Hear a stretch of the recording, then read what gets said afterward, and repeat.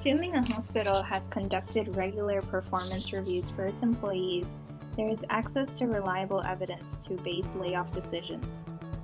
Reviewing non-revenue generating areas and low-skilled areas make it easier for staff up when times are better. While department heads should look at each employee's productivity to determine how he or she will be affected, looking at volume alone should be a last resort. Don't look at gross volume or revenue. Instead, you look at quality and productivity as your indicators. Make sure decisions are made based on historical reports and data on the employee's performance so that layoff survivors understand why the particular individual are affected. You don't want remaining employees to look at the results and say decisions were not reasonable.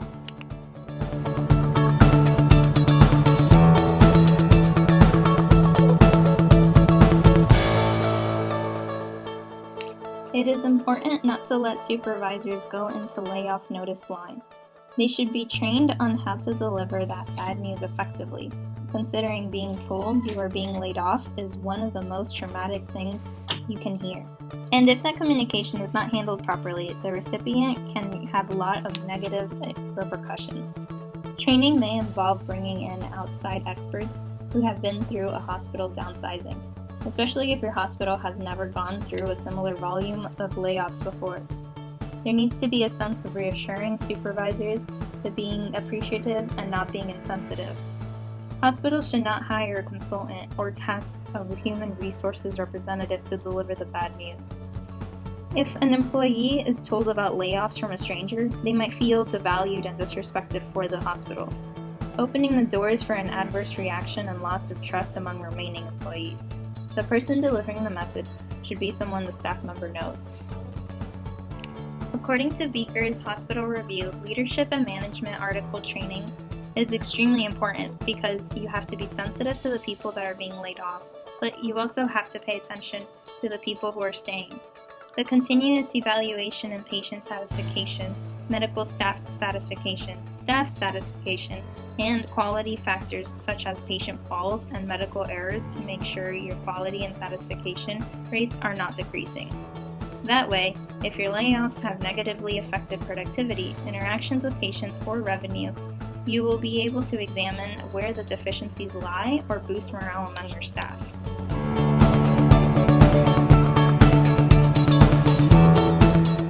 Make a consistent public announcement about the layoff plans. In the past, companies have informed those affected by layoffs first and then announced the decision to the company and the public. Yet, in the age of the internet, however, telling different people at different times can be a dire mistake.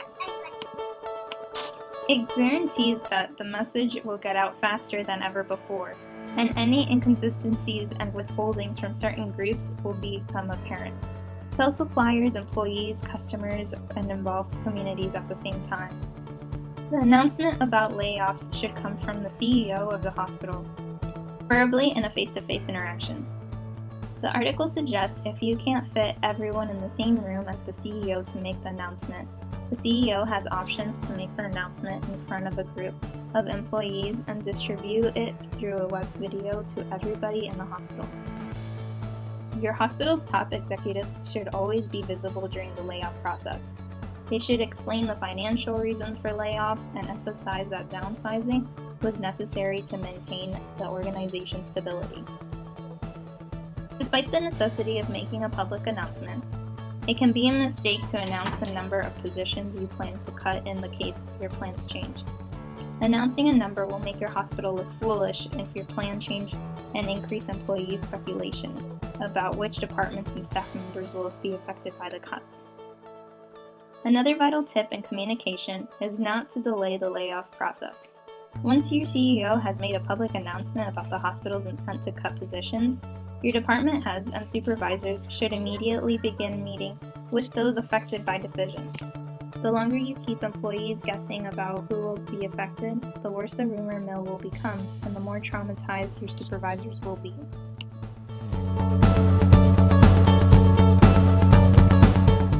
They will not feel alone. Help them get new jobs. Give them time to recover. Once the announcement has been made that the affected staff members have been notified, The hospital should continue to work with those employees to provide support, consulting with HR staff members and department heads to work together to provide career counseling, job search assistance, and other resources. Let the person know you're bringing HR into the process to provide unique expertise. The supervisor should also be involved because HR can't be expected to know everything about the person's particular talents and capabilities. Throughout the process of layoffs, it is crucial to implement goals of enhancing self for employees to continuously feeling self-positive. In addition to keep in-group trust, fair layoffs and strong communication between organization managers and colleagues ease anxiety and other negative emotions which benefit productivity in the long run. In Wayne Kasiko's Employment Downsizing and Its Alternatives, a significant theme conveyed is, as a group, the downsizers never outperform the non-downsizers. This is a considerable focus for all involved because it reassures the main goals of self-enhancement and trust between the relationships of employees.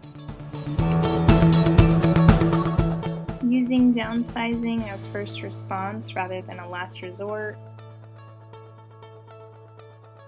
Failing to evaluate results and learn from mistakes. Failing to change the way that work is done. Ignoring the effects on the other stakeholders. Failing to involve workers in the search for ways to reduce costs, waste, and inefficiencies. Underestimating the damage to a strong company culture.